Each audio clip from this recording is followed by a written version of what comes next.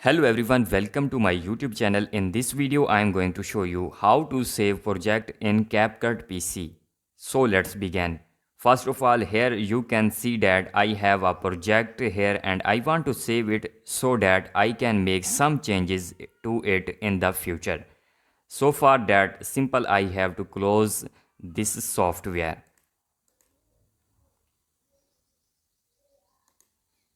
And as soon as I back it, then when I open it, automatically my project will be number 1 here. This means that there is no special option in CapCut to save your project, but when you complete any project and want to edit it in the future, simply save it in your software. If you cut the wire from here, your project will be automatically saved.